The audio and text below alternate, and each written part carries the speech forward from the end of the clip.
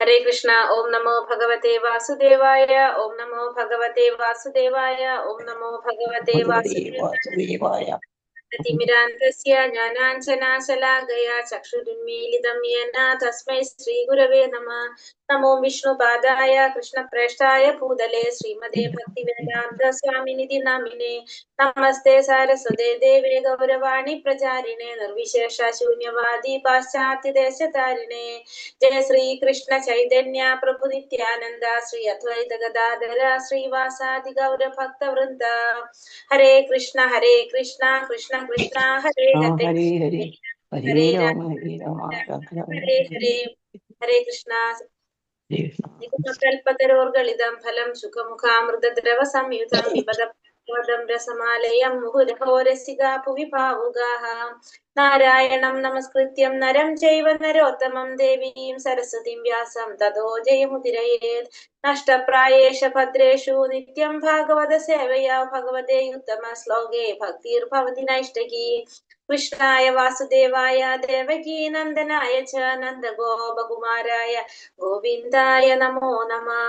ഹരേ കൃഷ്ണ കൃഷ്ണ കൃഷ്ണ ഹരേ ഹരേ. ഹരേ രാമ രാമ രാമ ഹരേ ഹരേ. ഹരേ Krishna. Shri Radha Govinda temple ISKCON മാംഗ്ലൂരിന്റെ Bhagavatam ക്ലാസ്സിലേക്ക് എല്ലാവർക്കും സ്വാഗതം. ഹരേ കൃഷ്ണ. എല്ലാവർക്കും പ്രണാമം. ഹരേ കൃഷ്ണ.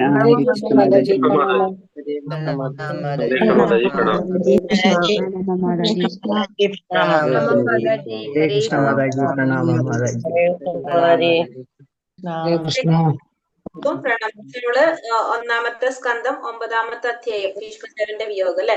അധ്യായത്തില് എടുക്കേണ്ടത് നമ്മൾ 32ാമത്തെ മുതൽ ഭീഷ്മദേവന്റെ സ്തുതി തുടങ്ങിയതാണ് അല്ലെ. 42 വരെയുള്ള ശ്ലോകങ്ങളാണ് ഭീഷ്മ സ്തുതി പറയുന്നത്. അതില് നമ്മളിപ്പോ എന്താ കണ്ടത് ഇന്നലെ? ഭഗവാന്റെ അടുത്ത് പ്രാർത്ഥിക്കാൻ അല്ലെ. ഫസ്റ്റ് സ്തുതി നമ്മൾ കണ്ടു, 32ാമത്തെ സ്തുതി എന്നല്ലേ. എന്താണ് അതിൽ പറഞ്ഞത്?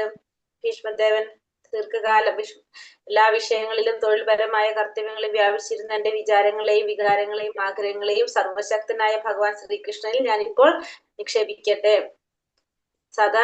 അദ്ദേഹം സദാ സംതൃപ്തനാകുന്നു. എന്നാൽ ഭക്തന്മാരുടെ തലവനാകിയ ചിലപ്പോഴൊക്കെ ഭൗതിക ലോകം അദ്ദേഹത്തിന്റെ തന്നെ സൃഷ്ടിയാണെങ്കിലും ഭഗവാൻ എന്ത് ചെയ്യാണ്? അവിടെ ആനന്ദിച്ച് അവിടെ അതീന്ദ്രിയ ആനന്ദം ആസ്വദിക്കുന്നു. അവിടെ അവതരിച്ച് അതീന്ദ്രിയ ആനന്ദം ആസ്വദിക്കുന്നു. അതാണ് നമ്മള് ഫസ്റ്റ് ഭീഷ്മദേവന്റെ സ്തുതിയില് ഫസ്റ്റത്തെ സ്തുതി പറയുന്നത്. 32 തൊട്ട് 42 വരെ ആണ്. അതിലെന്തൊക്കെയാ പറഞ്ഞിട്ടുണ്ടായിരുന്നത് ഇന്നലെ?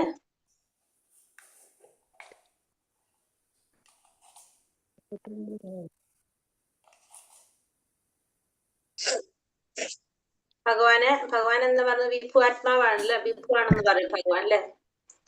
എന്താണ്? സർവശക്തനാണ്.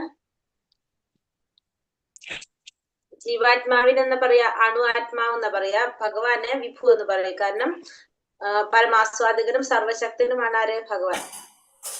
അതുകൊണ്ട് വിഭു എന്ന് പറയും.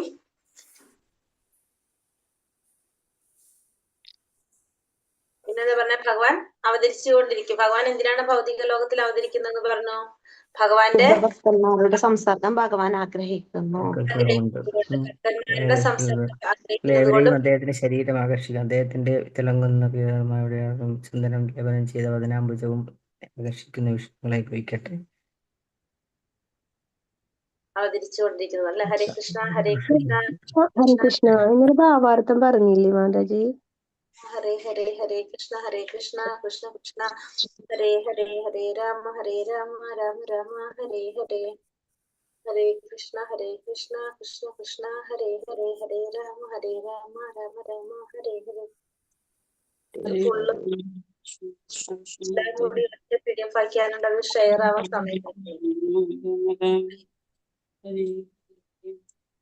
ഹരേ കൃഷ്ണ കൃഷ്ണ കൃഷ്ണ ഹരേ ഹരേ, ഹരേ രാമ രാമ ഹരേ ഹരേ, ഹരേ കൃഷ്ണ കൃഷ്ണ കൃഷ്ണ ഹരേ ഹരേ, ഹരേ രാമ രാമ രാമ രാമ ഹരേ ഹരേ.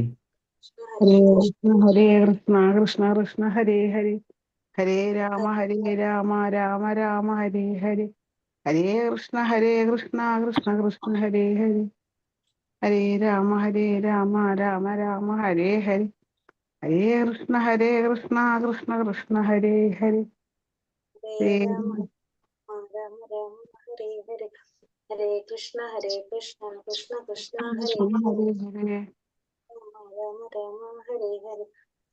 ഹരേ കൃഷ്ണ മാതാജി. ഹരേ കൃഷ്ണ.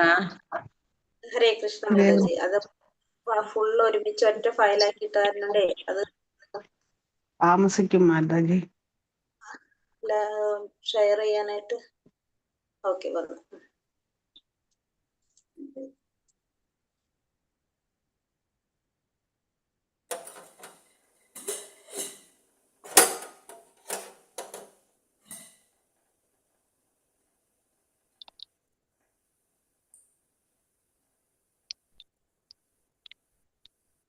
കൃഷ്ണ കൃഷ്ണ കൃഷ്ണ ഹരേ ഹരേ, ഹരേ രാമ രാമ രാമ ഹരേ ഹരേ, ഹരേ കൃഷ്ണ കൃഷ്ണ കൃഷ്ണ കിട്ടി. വാസുദേവായ. ഹരേ കൃഷ്ണ. ഓം നമോ ഭഗവതേ വാസുദേവായ. ത്രിഭുവന കമനം തമാലവർണം രവികര ഗൗരവരാംബരം ദദാനേ, വപു അളക കുലാവൃത ആനന അബ്ജം വിജയ സഖേരതിയസ്തു മേനവത്യ. ചൊല്ലിക്കോളൂ. ഓം നമോ ഭഗവതേ വാസുദേവായ. കമലം നമോ ഭഗവതേ വാസുദേവായ.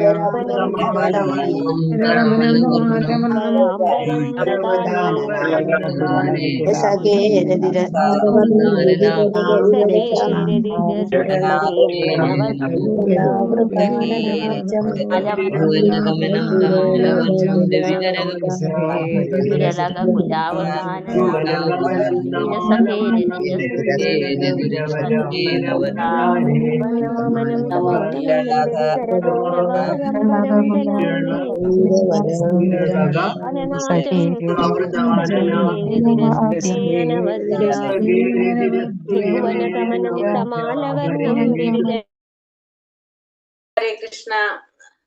ഹരേ കൃഷ്ണ. വിവർത്തന ഭാവാർത്ഥം ശ്രീല പ്രഭുപാദിക്ക് ജയ്. വിവർത്തനം നമ്മൾ ഇന്നലെ എടുത്തിട്ടുണ്ടായിരുന്നു അല്ലെ. അപ്പൊ ഇതില് എന്താ പറയണത്? ഭഗവാനെ വർണ്ണിക്കുകയാണ് അല്ലെ. ഭഗവാൻ ശ്രീകൃഷ്ണൻ അർജുനന്റെ ഉറ്റ തോഴനാകുന്നു. തമാല വൃക്ഷത്തിന്റെ നീലനിറത്തിന് സദൃശ്യമായ തന്റെ അതീന്ദ്രിയ സ്വരൂപത്തോടു കൂടിയാണ് അദ്ദേഹം ഈ ഭൂമിയിൽ അവതരിച്ചിട്ടുള്ളത്. 3 ലോകങ്ങളിലെ ഏവരെയും അദ്ദേഹത്തിന്റെ ശരീരം ആകർഷിക്കുന്നു.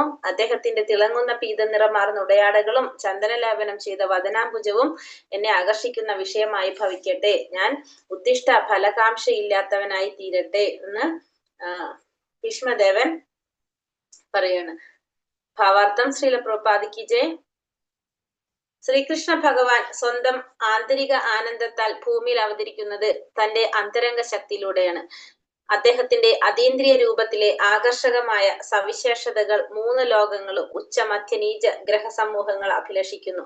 ശ്രീകൃഷ്ണ ഭഗവാൻ ഉള്ളത് പോലുള്ള അത്തരം മനോഹരമായ ശരീര സവിശേഷതകൾ പ്രപഞ്ചത്തിലെങ്ങുമില്ല. അദ്ദേഹത്തിന്റെ അതീന്ദ്രിയ സ്വരൂപത്തിന് ഭൗതികപരമായ സൃഷ്ടിയുമായി യാതൊരു ബന്ധവുമില്ല. ഇവിടെ അർജുനനെ വിജയിയായും കൃഷ്ണനെ അദ്ദേഹത്തിന്റെ ഉറ്റമിത്രമായും വർണ്ണിച്ചിരിക്കുന്നു. കുരുക്ഷേത്ര യുദ്ധാനന്തരം ശരശയിൽ ശയിക്കുന്ന ഭീഷ്മദേവൻ അർജുനന്റെ സാരഥിയായിരുന്ന വേളയിൽ ശ്രീകൃഷ്ണ ഭഗവാൻ ധരിച്ചിരുന്ന ആ സവിശേഷമായ ഉടയാടയെ സ്മരിക്കുന്നു. ഇവിടെ എന്താ പറയുന്നത്? ഭഗവാൻ ശ്രീകൃഷ്ണൻ സ്വന്തം ആന്തരിക ആനന്ദത്താൽ ഭൂമിയിൽ അവതരിക്കുന്നു. അതെങ്ങനെയാണ്? അന്തരംഗ ശക്തിയിലൂടെയാണ് ഭഗവാൻ അത് നിർവഹിക്കുന്നത്. ഭഗവാന്റെ അതീന്ദ്രിയ രൂപത്തിലുള്ള ആകർഷകമായിട്ടുള്ള സവിശേഷതകൾ 3 ലോകങ്ങളിലും എല്ലാ ലോകങ്ങളിലും ഒരുപോലെ അഭിലഷിക്കുന്നതാണ്. ഭഗവാൻ ശ്രീകൃഷ്ണന്റേത് പോലുള്ള ആ മനോഹരമായ ശരീരത്തിന്റെ സവിശേഷതകൾ ഈ പ്രപഞ്ചത്തില് ആർക്കുമില്ല. അപ്പൊ അതുകൊണ്ടാണല്ലോ ഭഗവാന്റെ 6 ഭാഗങ്ങള് ഭഗവാന്റെ പോലെ ആർക്കുമില്ല. ആ 6 ഭാഗങ്ങൾ നമ്മൾ പഠിക്കുന്നത് അല്ലെ. 6 ഐശ്വര്യങ്ങള്, ഷട്ടൈശ്വര്യങ്ങൾ നമ്മൾ പറയുന്നില്ലേ.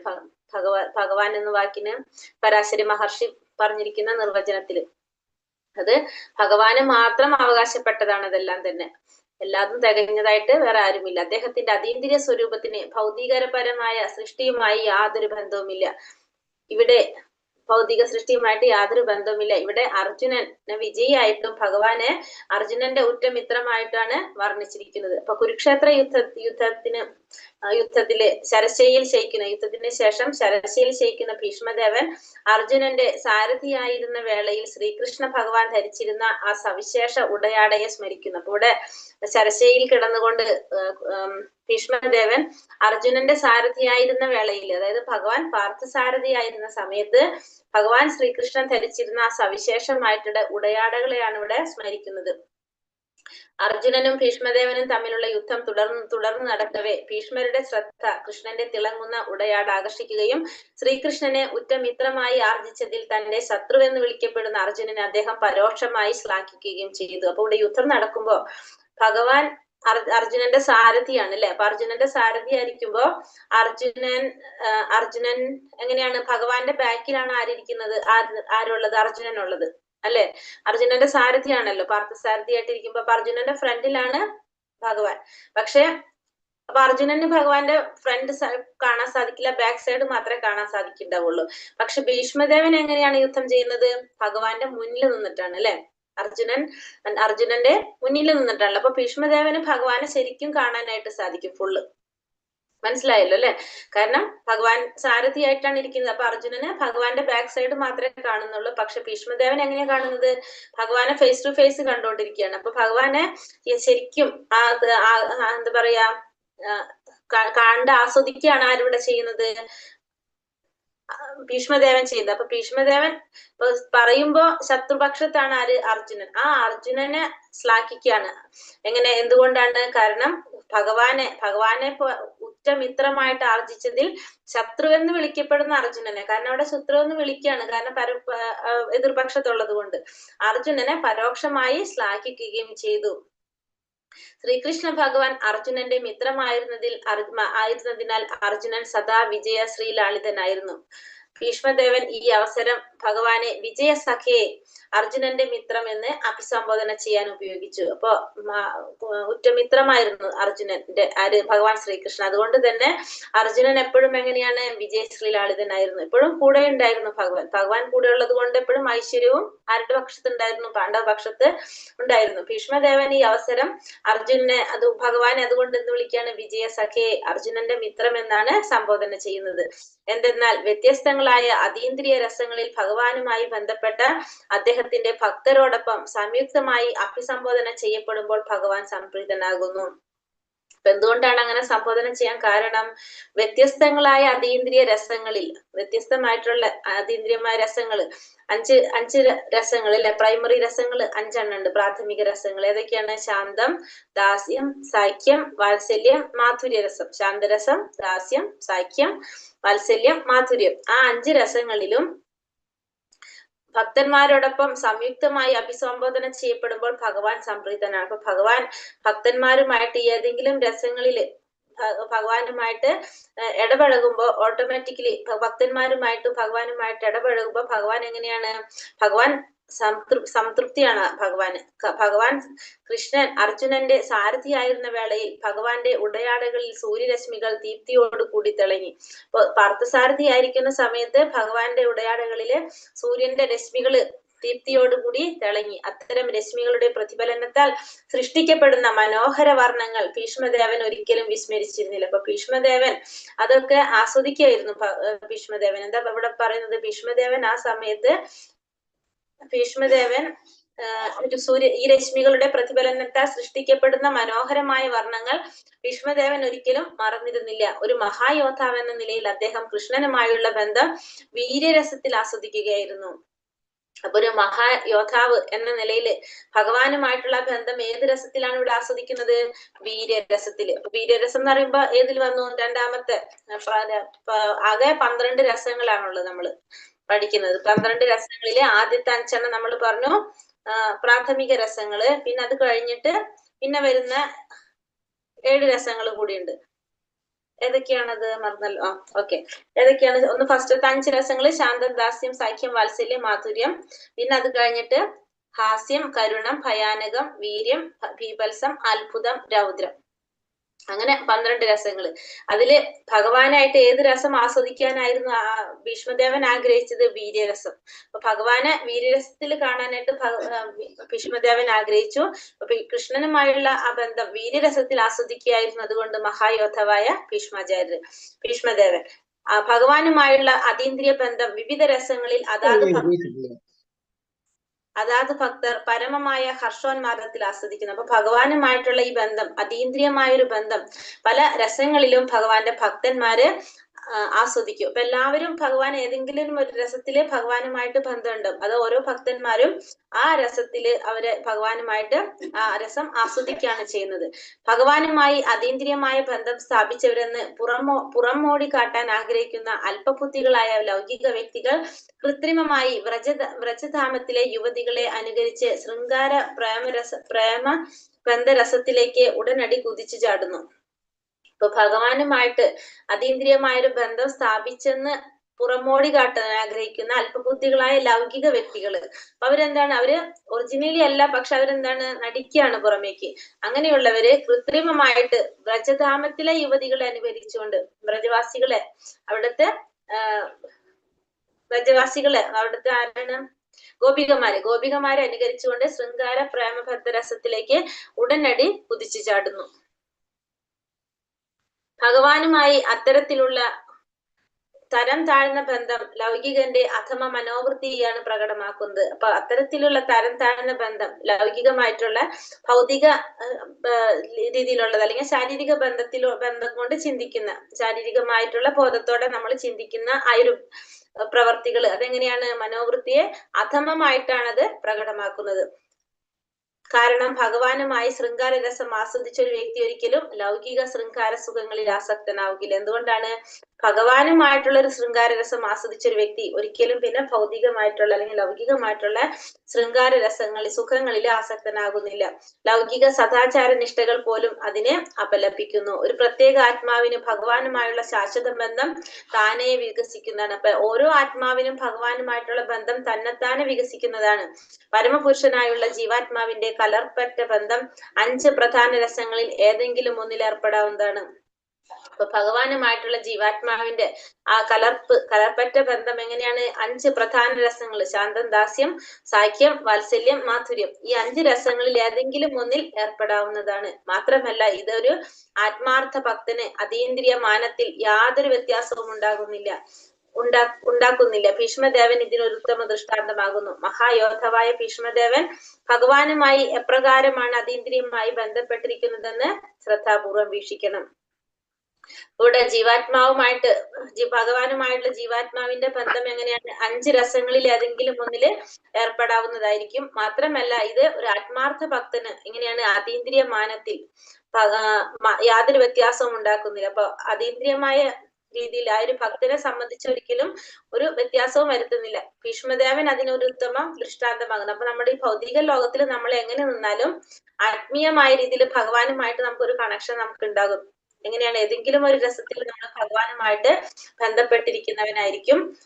മഹായോദ്ധാവായ ഭീഷ്മദേവൻ ഭഗവാനുമായി എപ്രകാരമാണ് അതീന്ദ്രിയമായി ബന്ധപ്പെട്ടിരിക്കുന്നതെന്ന് ശ്രദ്ധാപൂർവം വീക്ഷിക്കണം. അപ്പൊ ഭഗവാനെ ഏത് രസത്തിൽ കാണാനാണ് ഇവിടെ ഭീഷ്മദേവൻ ആഗ്രഹിച്ചത്? വീര്യരസത്തിൽ കാണാനായിട്ടാണ് ആഗ്രഹിച്ചത്. അപ്പൊ ഭഗവാൻ വീര്യരസത്തിലാണ് ആരുമായിട്ട്. അതുകൊണ്ടാണ് ഇവിടെ എന്ത് ചെയ്ത് യുദ്ധം ചെയ്യുന്നത് ഭഗവാൻ അല്ലെ? യുദ്ധം ചെയ്യുന്നില്ല എന്ന് ശപഥം ചെയ്ത് ആയുധം എടുക്കില്ല എന്ന് പറഞ്ഞ ഭഗവാൻ ഭീഷ്മദേവന്റെ ആഗ്രഹപ്രകാരമാണ് ഇവിടെ എന്ത് ചെയ്യുന്നത്? ശരിക്കും ആയുധം എടുക്കുന്നത്. കാരണം ഭഗവാനെ വീര്യരസത്തിൽ കാണാനായിട്ട് ഭഗവാന്റെ ഭക്തനായിട്ടുള്ള ഭീഷ്മദേവൻ ആഗ്രഹിക്കുകയാണ്. വരുന്നുണ്ടത് ശ്ലോകത്തിൽ തന്നെ വരുന്നുണ്ട്. ഹരേ കൃഷ്ണ. അടുത്ത ശ്ലോകം 34. ഹരേ കൃഷ്ണ.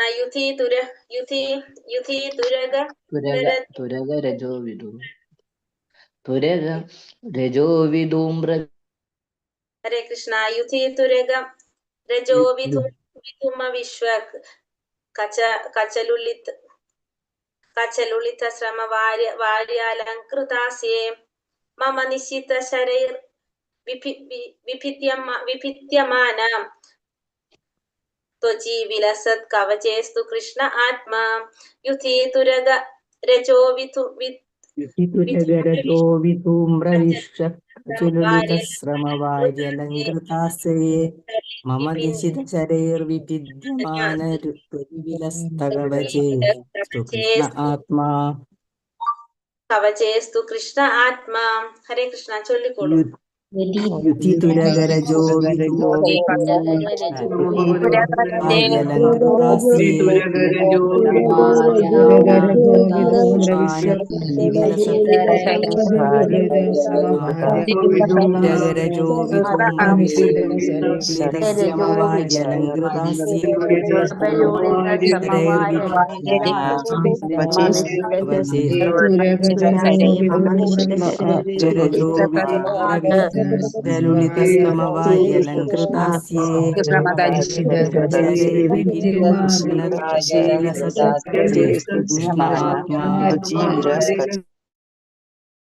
ഹരേ കൃഷ്ണ. യുദ്ധക്കളത്തിൽ തുരക അശ്വങ്ങൾ, രജ ധൂളി,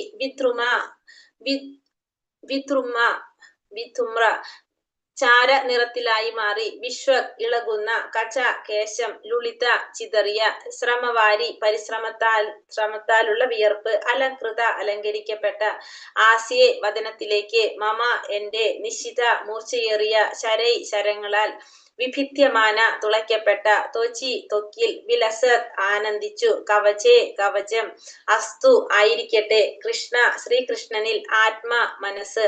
വിവർത്തനം ഭാവാർത്ഥം. ശ്രീല പ്രഭുപാദ് ജയ്. ശ്രീകൃഷ്ണൻ മൈത്രി മൂലം അർജുനന് അകമ്പടി സേവിച്ച രണാങ്കണത്തിൽ അശ്വങ്ങളുടെ കുളമ്പടിയാൽ ഉയർന്ന പൊടിപടലങ്ങളാൽ ശ്രീകൃഷ്ണ ഭഗവാന്റെ പാറിപ്പറന്ന കേശം ചാരനിറമായി മാറി. പരിശ്രമത്താൽ അദ്ദേഹത്തിന്റെ മുഖം വിയർപ്പു തുള്ളികളാൽ നനഞ്ഞു കുതിർന്നു. എന്റെ നിശ്ചിത ശരങ്ങൾ ത്വക്കിലേർപ്പെടുത്തിയ ക്ഷതങ്ങളാൽ മിഴിവേറ്റപ്പെട്ട ഈ അലങ്കാരങ്ങളെല്ലാം അദ്ദേഹം ആസ്വദിച്ചു. അപ്രകാരം എന്റെ മനസ്സ് ശ്രീകൃഷ്ണനിൽ വ്യാപിക്കട്ടെ. ഇനി അടുത്തത് എന്താ പറയുന്നത്? ഭഗവാൻ ശ്രീകൃഷ്ണൻ പാർത്ഥന്റെ സാരഥിയാണ് ഇവിടെ. ഭഗവാൻ അർജുനനോടുള്ള ഒരു സ്നേഹം മൂലം രണാങ്കണത്തില് അശ്വങ്ങളുടെ കുളമ്പടിയാൽ ഉയർന്ന പൊടിപടലങ്ങൾ കൊണ്ട് ഭഗവാൻ ശ്രീകൃഷ്ണന്റെ പാറിപ്പറന്ന കേശം എങ്ങനെയായിട്ട് മാറി? മുടി ചാരനിറമായിട്ട് മാറി. പിന്നെ അതുപോലെ തന്നെ അദ്ദേഹത്തിന്റെ മുഖം വിയർപ്പു തുള്ളികളാൽ നനഞ്ഞു കുതിർന്നിരുന്നു.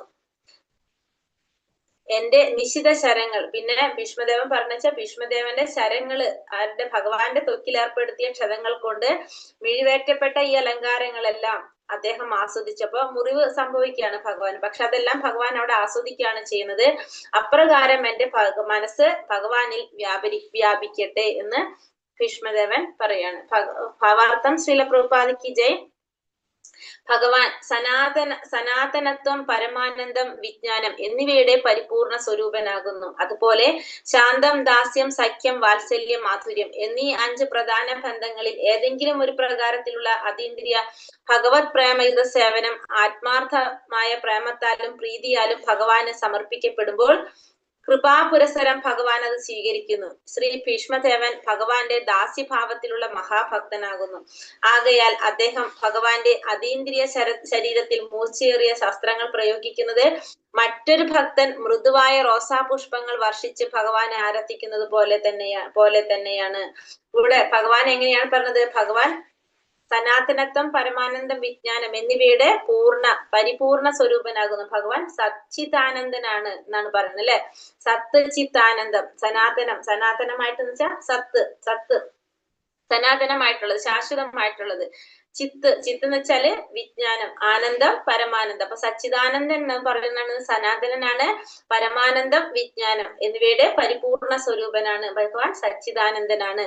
അതുപോലെ തന്നെ 5 രസങ്ങള്, ശാന്തം, ദാസ്യം, സഖ്യം, വാത്സല്യം, മാധുര്യം എന്നീ 5 പ്രധാന ബന്ധങ്ങളിൽ ഏതെങ്കിലും ഒരു പ്രകാരത്തിലുള്ള അതീന്ദ്രിയ പ്രേമ ഭക്തിയുടെ സേവനം ആത്മാർത്ഥമായ പ്രേമത്താലും പ്രീതിയാലും ഭഗവാന് സമർപ്പിക്കപ്പെടുമ്പോൾ കൃപാപുരസരം ഭഗവാൻ അത് സ്വീകരിക്കുന്നു. അപ്പൊ ഭഗവാന് ഈ 5 രസങ്ങളില് ഏതെങ്കിലും ഒരു രസത്തിലൂടെ നമ്മൾ ഭഗവാന് ആ ഭക്തി പ്രേമപൂർവ്വം ഭഗവാന് സേവനം സമർപ്പിക്കുമ്പോൾ, ആത്മാർത്ഥമായിട്ടുള്ള പ്രേമം കൊണ്ടും സ്നേഹം കൊണ്ടും ഭഗവാന് സമർപ്പിക്കുമ്പോൾ ഭഗവാൻ അത് സ്വീകരിക്കുന്നു.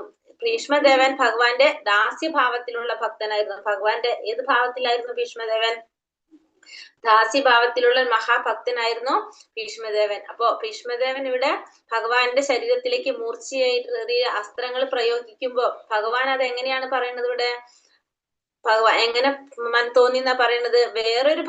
ഭഗവാന്റെ വേറൊരു ഭക്തൻ മൃദുവായ റോസാപ്പൂക്കൾ വർഷിച്ചാരാധിക്കുന്നത് പോലെ. അപ്പൊ ഭഗവാന്റെ ശരീരത്തിലേക്ക് ഭീഷ്മദേവൻ അസ്ത്രങ്ങൾ പ്രയോഗിച്ചപ്പോ അത് എങ്ങനെയാണ് തോന്നുന്നത്? ഭഗവാന്റെ വേറൊരു ഭക്തൻ റോസാപ്പൂക്കൾ വർഷിച്ച പോലെയാണ് തോന്നുന്നത്. അങ്ങനെയാണ് തോന്നുന്നത്. മറ്റൊരു ഭക്തൻ മൃദുവായ റോസാപ്പൂക്കൾ വർഷിച്ച് ഭഗവാൻ ആരാധിക്കുന്നത് പോലെ തന്നെയാണ് ഭീഷ്മദേവൻ അസ്ത്രങ്ങള് പ്രയോഗിച്ചത്. ഭഗവാനെതിരായി താൻ ചെയ്ത പ്രവർത്തികൾ ഭീഷ്മദേവൻ പാശ്ചാത്തപിക്കുന്നതായിട്ട് കാണപ്പെടുന്നു. അപ്പൊ ഭഗവാനെതിരായിട്ട് ഭീഷ്മദേവൻ ചെയ്ത പ്രവർത്തികളിൽ ഭീഷ്മദേവൻ പാശ്ചാത്തപിക്കപ്പെടുന്നതായിട്ട് കാണപ്പെടാണ്. എന്നാൽ യഥാർത്ഥത്തിൽ ഭഗവാന്റെ അതീന്ദ്രിയ അസ്തിത്വം നിമിത്തം അദ്ദേഹത്തിന്റെ ശരീരം വേദനിച്ചതേയില്ല. അദ്ദേഹത്തിന്റെ ശരീരം ഭൗതിക വസ്തുവല്ല. സ്വയം അദ്ദേഹത്തിന്റെ ശരീരവും പൂർണ്ണ ആത്മീയ വ്യക്തിത്വമാകുന്നു. ആത്മാവിനൊരിക്കലും ഛേദിക്കാനോ ദഹിപ്പിക്കാനോ ഉണക്കാനോ നനയ്ക്കാനോ ഒന്നും സാധ്യമല്ല. ഇതിനെക്കുറിച്ച് ഭഗവത്ഗീതയിൽ സവിസ്തരം വിശദമാക്കിയിട്ടുണ്ട്. അപ്പൊ ഭഗവാനെതിരായിട്ട് ഭീഷ്മദേവൻ ചെയ്ത പ്രവർത്തികളിൽ അദ്ദേഹം പാശ്ചാത്തപിക്കുകയാണ്. എന്നാൽ യഥാർത്ഥത്തിൽ എങ്ങനെയാണ് ഭഗവാന്റെ അസ്തിത്വം എന്ന് പറയുന്നത്? അതീന്ദ്രിയമായിട്ടുള്ളതാണ്. അദ്ദേഹത്തിന് എന്ത് സംഭവിക്കുന്നില്ല? ശരീരം വേദനിക്കുന്നില്ല. കാരണം ഭഗവാന്റെ ശരീരം എങ്ങനെയല്ല? ഭൗതികമായിട്ടുള്ളതല്ല. അദ്ദേഹം ശരീരവും ആത്മാവും തമ്മിൽ യാതൊരു വ്യത്യാസവുമില്ല. അപ്പൊ അതുകൊണ്ട് തന്നെ നമുക്കറിയാം ആ ശരീരം പൂർണ്ണമായ ആത്മീയ വ്യക്തിത്വം തന്നെയാണ്. ആത്മാവിനെ ഒരിക്കലും ഛേദിക്കാനോ ദഹിപ്പിക്കാനോ ഉണക്കാനോ നനയ്ക്കാനോ ഒന്നും സാധ്യമാകുന്നില്ല. അതിനെക്കുറിച്ച് ഭഗവത്ഗീതയില് വിസ്തരിച്ച് പറയുന്നുണ്ട്. സ്കന്ദപുരാണത്തിലും ഇതേക്കുറിച്ച് പ്രസ്താവിച്ചിരിക്കുന്നു. ആത്മാവ് സദാ കളങ്കമറ്റതും നാശരഹിതനുമാണെന്ന് ഇവിടെ പറഞ്ഞിരിക്കുന്നു. ആത്മാവിനെ വേദനിപ്പിക്കാനോ ഉണക്കുവാനോ സാധ്യമല്ല. അപ്പൊ ആത്മാവ് എന്ന് പറയുന്നത് എങ്ങനെയാണ്? സദാ കളങ്കരഹിതനാണ്, നാശരഹിതനാണ്. കളങ്കമില്ലാത്തതും നാശരഹിതനുമാണ് ആത്മാവ്. ആത്മാവിനെ വേദനിപ്പിക്കാനോ ഉണക്കാനോ ഒന്നും സാധ്യമല്ല. അവതാര രൂപത്തിൽ ഭഗവാൻ വിഷ്ണു നമ്മുടെ മുന്നിൽ പ്രത്യക്ഷമാകുമ്പോൾ ഭഗവാന്റെ അവതാര ആരംഭം മുതൽ അദ്ദേഹത്തെ വധിക്കുവാൻ സദാ ജാഗരൂകരായ അസുരന്മാരെ അഥവാ അവിശ്വാസികളെ വിഭ്രമത്തിലാക്കാനായി മാത്രം അദ്ദേഹം ഭൗതിക പഞ്ചരബദ്ധസ്ഥരായ ബദ്ധാത്മാക്കളിൽ ഒരുവനെന്ന പോലെ ബാഹ്യദൃഷ്ടിയാ കാണപ്പെടുന്നു.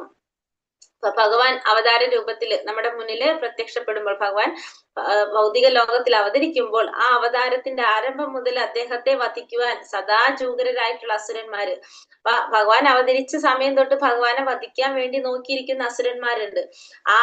അല്ലെങ്കിൽ അവിശ്വാസികളായിട്ടുള്ളവര്. അദ്ദേഹം ഭൗതിക പഞ്ചരബദ്ധസ്ഥരായ ബദ്ധാത്മാക്കളിൽ ഒരുവനെന്ന പോലെ ബാഹ്യദൃഷ്ടിയാ കാണപ്പെടുന്നു. അപ്പൊ അവരുടെ മുന്നിൽ ഭഗവാൻ ആരാണ്? സാധാരണ ഒരു മനുഷ്യനെ പോലെ അവർക്ക് തോന്നും. അതുകൊണ്ടാണ് അവരെന്ത് ചെയ്യണം? ഭഗവാൻ അവതരിച്ച അന്ന് മുതൽ ഭഗവാനെ വധിക്കാൻ വേണ്ടിയിട്ട് അവരിങ്ങനെ അതിന് വേണ്ടിയിട്ട് പ്ലാൻ ചെയ്തുകൊണ്ടിരിക്കും. ഇപ്പൊ നമുക്ക് ആരൊക്കെ പറയാം? കംസനൊക്കെ കാണപ്പെടുന്നു. കംസൻ കൃഷ്ണനെയും രാമനെയും വധിക്കുവാൻ ആഗ്രഹിച്ചു. കാരണം ഭഗവാനെ ഒരിക്കലും വധിക്കുവാൻ സാധ്യമല്ലെന്നും ആത്മാവിനെ ഒരിക്കലും ഉന്മൂലനം ചെയ്യാൻ സാധ്യമല്ലെന്നും മൂഢത മൂലം അവർ അറിഞ്ഞിരുന്നില്ല. അപ്പൊ ഭഗവാനെ വധിക്കാനായിട്ട് കൃഷ്ണനായിട്ട് അവതരിച്ചപ്പോ കംസൻ ശ്രമിച്ചുകൊണ്ടേയിരുന്നു. രാമനായിട്ട് അവതരിച്ചപ്പോ രാവണൻ ശ്രമിച്ചു. പക്ഷെ അവർക്ക് എന്ത് മനസ്സിലാകുന്നില്ല? ആത്മാവിനെ ഒരിക്കലും നശിപ്പിക്കാൻ സാധ്യമല്ല എന്നുള്ളത് മൂഢത കാരണം കൊണ്ട് അവർക്ക് മനസ്സിലാക്കാൻ സാധിച്ചിരുന്നില്ല. ആകയാൽ ശ്രീകൃഷ്ണ ഭഗവാന്റെ ശരീരത്തിൽ ഭീഷ്മദേവനാൽ ഏൽപ്പിക്കപ്പെട്ട മുറിവുകൾ അഭക്തനായ നാസ്തികനെ സംബന്ധിച്ചിടത്തോളം ഒരു തരത്തിലുള്ള വിഭ്രമജനകമായ പ്രശ്നമാകുന്നു. അതേസമയം ഭക്തർ അഥവാ മുക്താത്മാക്കൾ വിഭ്രമിക്കുന്നില്ല. അതുകൊണ്ട് തന്നെ ഭഗവാൻ ശ്രീകൃഷ്ണന്റെ ശരീരത്തില് ഭീഷ്മദേവനാൽ ഏൽപ്പിക്കപ്പെട്ട മുറിവുകള്, അസ്ത്രങ്ങൾ കൊണ്ടുണ്ടാക്കിയ മുറിവുകള് ഒരു നാസ്തികനെ സംബന്ധിച്ചിടത്തോളം എന്താണ്? വിഭ്രമം ഉണ്ടാക്കുന്നതാണത്. പക്ഷെ ഒരു ഭക്തനെ സംബന്ധിച്ചൊരിക്കലും എന്തല്ലത് വിഭ്രമിക്കുന്നില്ല. സർവ ദയാലുത്വപരമായ ഭഗവാന്റെ മനോവൃത്തിയെ ഭീഷ്മദേവൻ ശ്ലാഘിച്ചു. എന്തെന്നാൽ ഭീഷ്മദേവന്റെ മൂർച്ചയേറിയ അസ്ത്രങ്ങളാൽ ഭഗവാൻ ശല്യപ്പെടുത്തപ്പെട്ടുകൊണ്ടിരുന്നുവെങ്കിലും അദ്ദേഹം അർജുനനെ ഏകനാക്കി ഉപേക്ഷിച്ചു പോയില്ലെന്ന് മാത്രമല്ല, പോർക്കളത്തിൽ ഭീഷ്മദേവൻ ഹീനമായി പെരുമാറിയിട്ട് പോലും അദ്ദേഹത്തിന്റെ മരണശയ്യയ്ക്ക് സമീപം ആഗതനാകുന്നതിൽ ഭഗവാൻ യാതൊരു വൈമനസ്യവും പ്രകടിപ്പിച്ചതുമില്ല. ഭീഷ്മദേവന്റെ പാശ്ചാത്താപവും ഭഗവാന്റെ കാരുണ്യപരമായ പെരുമാറ്റവും ഇവിടെ അതുല്യമായി ചിത്രീകരിച്ചിരിക്കുന്നു. അപ്പോ ഭഗവാൻ അങ്ങനെയാണ് ഭീഷ്മദേവൻ ഇങ്ങനെ ഭഗവാനെ അസ്ത്രങ്ങൾ കൊണ്ട് ശല്യപ്പെടുത്തിക്കൊണ്ടിരുന്നെങ്കിലും ഭഗവാൻ ഒരിക്കലും എന്ത് ചെയ്തില്ല, അർജുനനെ ഒറ്റയ്ക്കാക്കിയിട്ട് അവിടെ നിന്ന് മാറിയില്ല എന്ന് മാത്രമല്ല, ഇത്തരം ഹീനമായ പ്രവർത്തികൾ ചെയ്തിട്ട് പോലും ഭഗവാൻ എന്ത് ചെയ്യാണ്, ഭീഷ്മദേവന്റെ ആ മരണസമയത്ത് അവിടെ ആഗതനായി അതിന് യാതൊരു തരത്തിലുള്ള വൈമനസ്യവും അദ്ദേഹം പ്രകടിപ്പിച്ചില്ല. അപ്പൊ ഭീഷ്മദേവന്റെ അത്തരത്തിലുള്ള പാശ്ചാത്താപം, പിന്നെ ഭഗവാന്റെ ഇത്തരത്തിലുള്ള കാരുണ്യമായ പെരുമാറ്റം, ഭക്തന്മാരോടുള്ള ഭഗവാന്റെ കാരുണ്യമായ പെരുമാറ്റം ഇവിടെ അത് അതുല്യമായിട്ട് ചിത്രീകരിച്ചിരിക്കുകയാണ്. മഹാ ആചാര്യനും ഭഗവാന്റെ മാധുര്യ രസത്തിലെ ഭക്തനുമായ ശ്രീ വിശ്വനാഥ ചക്രവർത്തി ഠാക്കൂർ ഇക്കാര്യത്തെ സംബന്ധിച്ച് അതിവിശിഷ്ടമായ അഭിപ്രായം പറഞ്ഞിരിക്കുന്നു. അപ്പൊ ആചാര്യന്മാരായിട്ടുള്ള വിശ്വനാഥ ചക്രവർത്തി ഠാക്കൂർ ഇതിനെ കുറിച്ച് പറയുന്നത് എന്താണ്? ഭീഷ്മദേവന്റെ കൂർത്ത അസ്ത്രങ്ങളാൽ ശരീരത്തിൽ സൃഷ്ടിക്കപ്പെട്ട മുറിവുകൾ ഭഗവാന്റെ ശരീരത്തെ എങ്ങനെയാണ് ഉപമിച്ചിരിക്കുന്നതെന്ന് പറയാണ് ഇവിടെ. ഭീഷ്മദേവന്റെ കൂർത്ത അസ്ത്രങ്ങളാൽ ശരീരത്തിൽ സൃഷ്ടിക്കപ്പെട്ട മുറിവുകൾ ഭഗവാന്റെ ശരീരത്തെ കടിക്കുന്ന കാമാർത്ഥയായ പ്രതിശ്രുത വധുവിന്റെ പ്രവൃത്തി എന്ന പോലെ അത്രത്തോളം ഭഗവാനെ പ്രീതിപ്പെടുത്തുന്നതാണെന്ന് അദ്ദേഹം അഭിപ്രായപ്പെട്ടിരിക്കുന്നു. ശരീരത്തിൽ മുറിവേർപ്പെട്ടാലും അപ്രകാരം എതിർലിംഗത്തിൽ നിന്നും സ്നേഹരൂപേണ ലഭിക്കുന്ന ദംശനത്തെ ശത്രുതയുടെ അടയാളമായി കരുതാറില്ല. ആകയാൽ ഭഗവാനും അദ്ദേഹത്തിന്റെ ശുദ്ധഭക്തനും തമ്മിൽ അതീന്ദ്രിയ ആനന്ദവിനിമയമായി നടക്കുന്ന യുദ്ധം തീർത്തും അലൗകികമാണ്. അപ്പൊ ഇത്തരത്തില് ആണ് ആരിവിടെ പറയുന്നത്? വിശ്വനാഥ ചക്രവർത്തി ഠാക്കൂർ പറയുന്നത്. അപ്പൊ അതുകൊണ്ട് തന്നെ എങ്ങനെയാ പറയണത്? അതൊരിക്കലും ഭഗവാൻ അലൗകികമായിട്ട് അതിനെ യുദ്ധം തീർത്തും അലൗകികമായിട്ടാണ് പറയുന്നത് ഇവിടെ. മാത്രമല്ല ഭഗവാന്റെ ശരീരവും ഭഗവാനും അഭിന്നമാകയാൽ പരമസ്വരൂപത്തിൽ മുറിവുണ്ടാകാനുള്ള യാതൊരു സാധ്യതയുമില്ല. അപ്പൊ ഭഗവാനും ഭഗവാന്റെ ശരീരവും എങ്ങനെയാണ്? ആത്മാവും ശരീരവും എല്ലാം ഒന്ന് തന്നെയാണ്. അപ്പൊ അതുകൊണ്ട് തന്നെ ഭഗവാന്റെ ആ പരമസ്വരൂപത്തിൽ മുറിവുണ്ടാകാനുള്ള യാതൊരു സാധ്യതയുമില്ല. കൂർത്ത അസ്ത്രങ്ങളാൽ സൃഷ്ടിക്കപ്പെട്ടതായി കാണപ്പെടുന്ന മുറിവുകൾ സാധാരണ മനുഷ്യനെ തെറ്റിദ്ധരിപ്പിക്കുന്നവയാണ്. എന്നാൽ ഈ അസ്ത്രങ്ങൾ കൊണ്ട് ഉണ്ടാക്കിയിട്ടുള്ള മുറിവുകൾ സാധാരണ മനുഷ്യരെ സംബന്ധിച്ചിടത്തോളം അതെങ്ങനെയാണ്?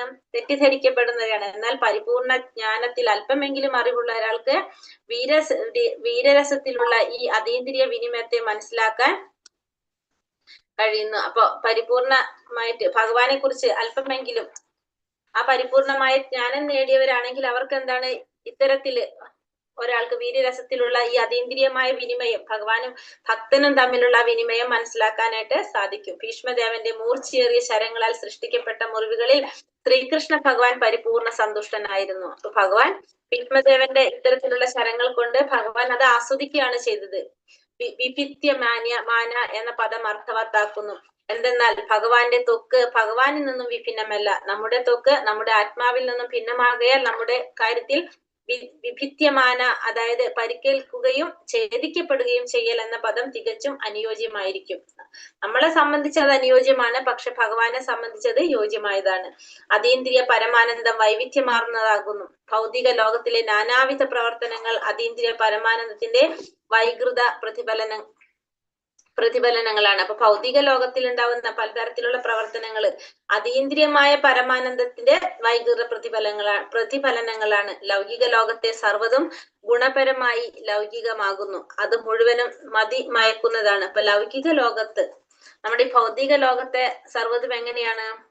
ഗുണപരമായിട്ട് ഭൗതികം തന്നെയാണ്, ലൗകികമാകുന്നു. അത് മുഴുവനും മതിമയക്കുന്നതുമായിരിക്കും. അതേസമയം പരമധാമത്തിൽ സർവ്വതും ഒരേ പരിപൂർണ നിരപേക്ഷ ഗുണത്തിലുള്ളതാകുന്നു. തന്നിമിത്തം അവിടെ മതിമയക്കമില്ലാത്ത നിരവധി വൈവിധ്യമാർന്ന ആസ്വാദനങ്ങളുണ്ട്. മഹാഭക്തനായ ഭീഷ്മദേവനാൽ സമ്മാനിതമായ മുറിവുകൾ ഭഗവാൻ ആസ്വദിക്കുന്നു. ഭീഷ്മദേവൻ വീര്യരസത്തിലുള്ള ഭക്തനായതിനാൽ അദ്ദേഹം ആ മുറിവേറ്റ അവസ്ഥയിലുള്ള കൃഷ്ണനിൽ തന്റെ മനസ്സുറപ്പിക്കുന്നു. കൂടെ ഭീഷ്മദേവൻ എങ്ങനെയാണ്? വീര്യരസത്തിലുള്ള ഭക്തനായതുകൊണ്ട് തന്നെ അദ്ദേഹം ആ മുറിവേറ്റ അവസ്ഥയിലുള്ള കൃഷ്ണനിൽ തന്റെ മനസ്സ് ഭഗവാന്റെ മുറിവേറ്റ അവസ്ഥയിലുള്ള ഭഗവാന്റെ അത്തരത്തിലുള്ള ഒരു മനസ്സിലാണ് തന്റെ മനസ്സുറപ്പിക്കുന്നത്. അങ്ങനെയുള്ള ഭഗവാനിലാണ് മനസ്സുറപ്പിക്കുന്നത്. അപ്പൊ ഇവിടെ എന്താ നമുക്ക് മനസ്സിലാക്കുന്നത്? ലൗകികമായ ലോകത്തെ സർവ്വതും ഗുണപരമായിട്ട് ലൗകികം തന്നെയാണ്. അത് മുഴുവനും മതിമയക്കുന്നതാണ്. നമുക്ക് ഭൗതികമായ ആഗ്രഹങ്ങൾ എപ്പോഴും എങ്ങനെയാണ്?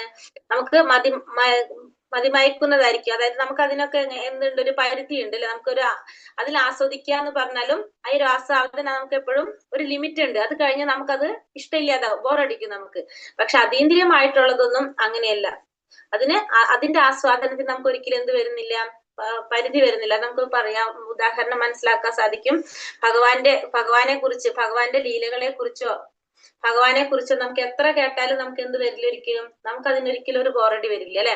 ഭഗവാനെ കുറിച്ച് നമുക്ക് ഇപ്പൊ ദാമോദര ലീല വർഷം നമ്മളത് പറഞ്ഞുകൊണ്ടിരിക്കും. പക്ഷെ എന്നാലും ഓരോ പ്രാവശ്യം കേൾക്കുമ്പോഴും നമുക്കത് പുതിയതായിട്ട് തോന്നിക്കൊണ്ടിരിക്കും. അപ്പൊ ഭഗവാൻ അതീന്ദ്രിയനായതുകൊണ്ട് തന്നെ ഭഗവാന്റെ ലീലകളെ കുറിച്ചും ഭഗവാന്റെ കാര്യനാമത്തെ കുറിച്ചോ പ്രവർത്തികളെ കുറിച്ചൊക്കെ കേൾക്കുമ്പോഴും നമുക്ക് അതിലൊരിക്കലും ഒരു മടുപ്പ് തോന്നില്ല ഒരിക്കലും. പക്ഷെ ഭൗതികമായിട്ടുള്ള കാര്യങ്ങളാണെങ്കിലോ നമുക്കത് ഒരു പ്രാവശ്യം 2 പ്രാവശ്യം കേൾക്കുമ്പോഴേക്കും നമുക്ക് പിന്നെ അതിലെന്ത് സംഭവിക്കും, മടുപ്പ് സംഭവിക്കും. അപ്പൊ അതുകൊണ്ട് അതെന്താ പറഞ്ഞത്, ഭൗതികമായിട്ടുള്ളത് നമുക്ക് എങ്ങനെയാണ് മയക്കുന്നതാണ്. അത് നമുക്ക് ഒരിക്കലും അത് മുഴുവനും നമുക്ക് ആസ്വദിക്കാനായിട്ട് സാധിക്കില്ല. നമുക്ക് അത് എപ്പോഴും അതിനെന്ത് സംഭവിക്കും, അതിനൊരു ലിമിറ്റ് ഉണ്ട് നമുക്ക്. ഹരേ കൃഷ്ണ. പഞ്ചാകൽപതരു